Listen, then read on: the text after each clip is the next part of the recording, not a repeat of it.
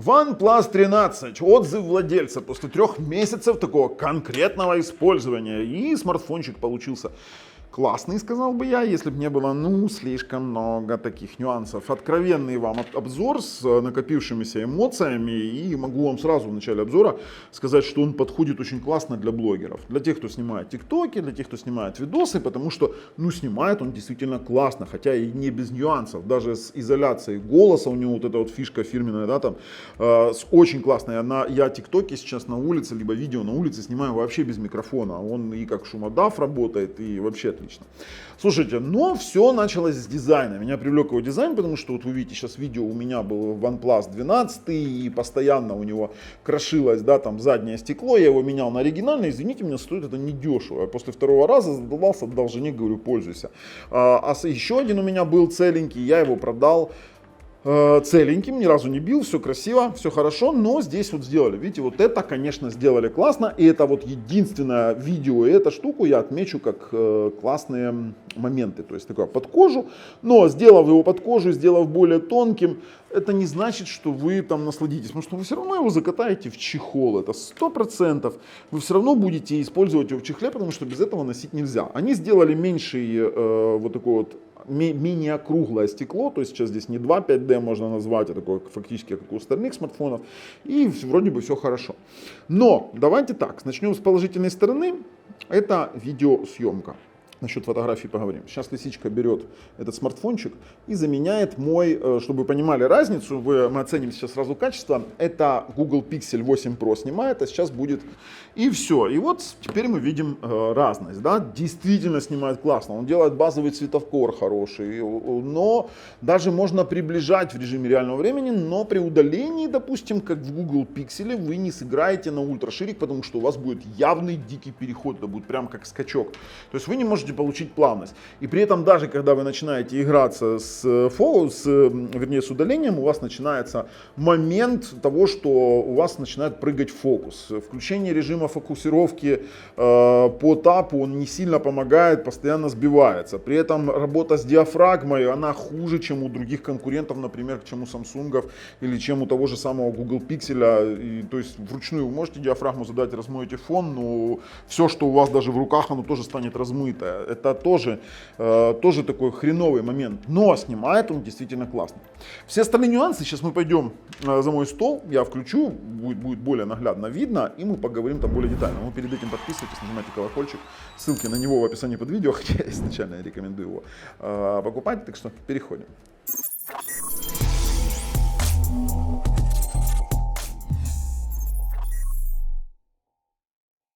Ну и вот, смотрите, у меня он в руках. И вот если говорить про улучшение, то действительно флагманский смартфон на базе новейшего чипсета Snapdragon 8 Elite, Android 15. И вот начнем с экрана. 6,82, прошу прощения, дюймов, AMOLED экран LTPO с динамической частотой до 120 Гц. Все красиво, рекордная яркость 4500 нит. И ты понимаешь, вроде бы на солнышке должно давать все классно, но какого черта датчик-то хреново работает на солнце. Он просто его в темное уводит, и ты ни хрена не видишь. Это как минимум. Иногда датчик приближения не работает. Это тоже раздражает до ужаса. При том, что экран действительно красивый сделали. Видите, минимум скосов и все хорошо. Да? Там вот этот вот подэкранный ультразвуковой датчик, все отрабатывает хорошо. Смотрите. То есть все это супер. Вот по экрану имеем, что имеем. И при том, что здесь, например, 120 Гц, да, то и мощный, очень мощный процессор Snapdragon Elite. Давайте я вам сейчас покажу. И он имеет вроде бы испарительную камеру, самую большую на рынке среди флагманов. И не должен греться. Мы в AnTuTu набираем 2592 балла, 2 миллиона 592 тысячи 699. Это ошеломительный классный результат, но я его достигаю только с охладителем дополнительным. Вот так вот, потому что, несмотря на испарительную камеру, тротлит и греется. Хотя в играх этого сильно незаметно, но есть и нюанс. Но и игры не дают нам, скажем так, вот мы сейчас играем в PUBG, да, там мы играли в PUBG, в различные игры. Но ни в PUBG, нигде оно не дает нам получить больше 60 Гц. Вот такая вот тут игры его не поддерживают как игровой смартфон. И это прям проблема. То есть ты играешь, ты все хорошо получаешь какое-то удовольствие. И для игр он действительно подходит. И не сильно даже греется, потому что он не выходит на максимальную мощность. И вот такая вот ситуация. Ну, есть как есть. Хорошо, сам по себе экран HDR10+, все светится, все чудесно, все хорошо. Но сам по себе смартфон в таком исполнении, имея 6000 мАh батарею, стал достаточно тяжеловат. 210 грамм при его, допустим, толщине, это достаточно ощутимо. И вы все-таки его, да, нося в карманах брюк, в карманах джинсов там, или в нагрудном кармане, вы его прям почувствуете. Очень хороший премиальный дизайн, но вы его спрячете. И я вам скажу еще одну такую вещь. Вот эта вот тонкость 8,5 мм чуть напрягает и пугает, потому что он, ну, я вам скажу, смотрите, то есть видно, не видно, но он чуть гнется. То есть его чуть даже боюсь. Ну нет, он на прогиб дается. Не хочу. Не хочу, потому что я с ним еще хожу. Очень яркий, очень хороший. И при этом, смотрите, он плавность, ну, далеко вообще, вот прям как у флагманов, далеко не как у простого смартфона. Его действительно загрузить тяжело. А вот теперь пошли по автономке. Наличие быстрой зарядки 100-ваттной, это прям очень хорошо.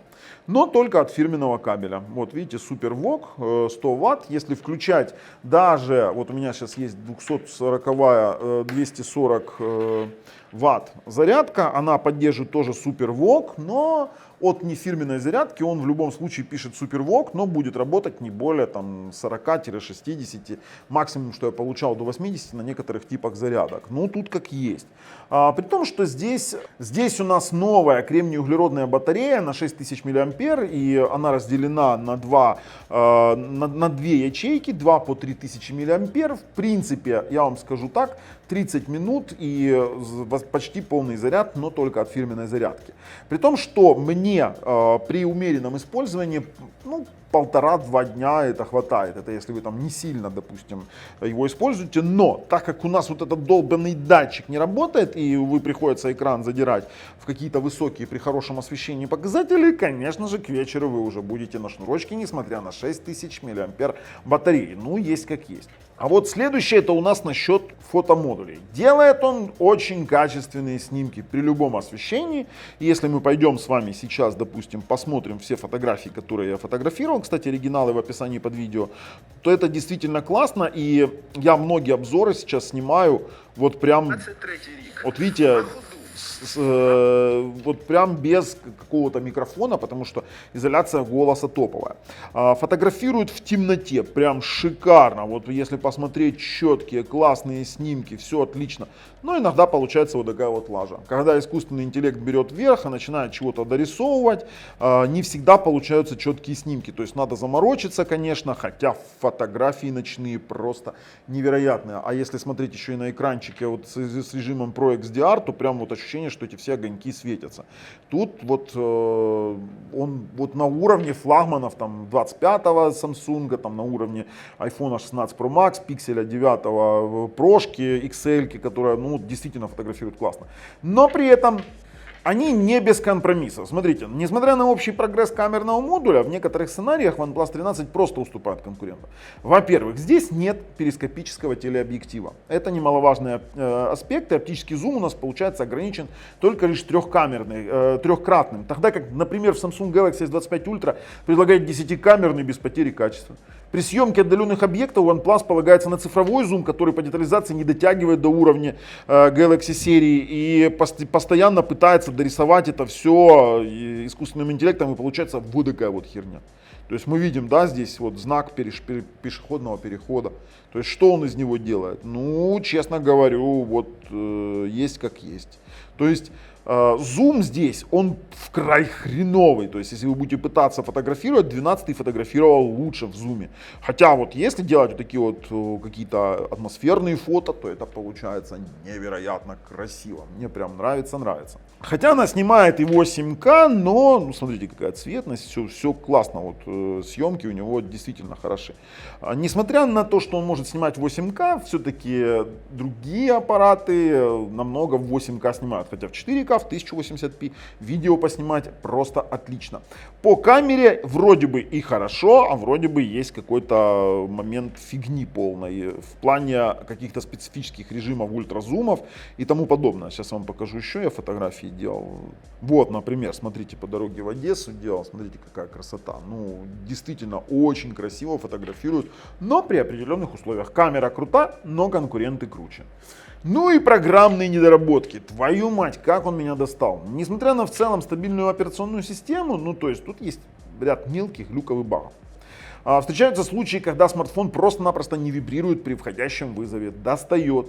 Иногда плохо приходят уведомления, а звонок у нас появляется всего лишь даже на заблокированном, всего лишь в маленькой полоске вверху, то есть не разворачивает на полный экран, то есть нет нормального уведомления.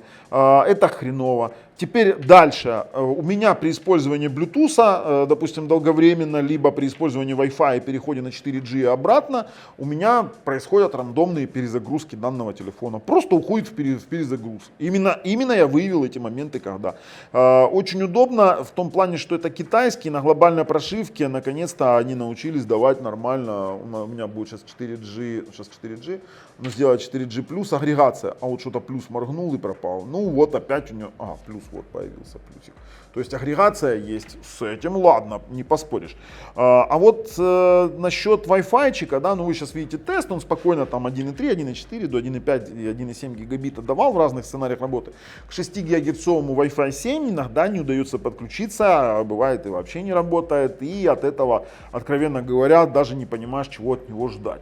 Хочется иметь более стабильный смартфон, но при этом вот этот Snapdragon 8 Elite, ну и сама по себе прошивка, ну вот смотрите, я захожу в Autel, да, там в диагностику, все вроде бы работает, да, я пытаюсь скачать свою машину, да, и мы зависли, и все, и смартфон висит. И вот это вот, оно, блин, жутко раздражает, это все, оно повисло.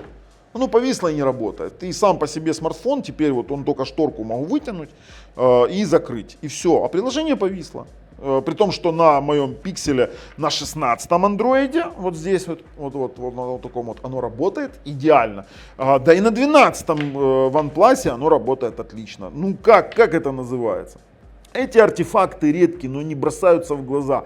Бросается много разных проблем. По звуку он отличный, поиграть хорошо, киношки посмотреть хорошо, но не более. Смартфон получился заурядным, несмотря на его премиальность, несмотря на его топовость и цену. Кстати, он стоит нифига не дешево. А я вам скажу, он того не стоит. И я не рекомендовал бы его покупать. Если у вас 12 ни в коем случае не меняйте, даже 11 не меняйте.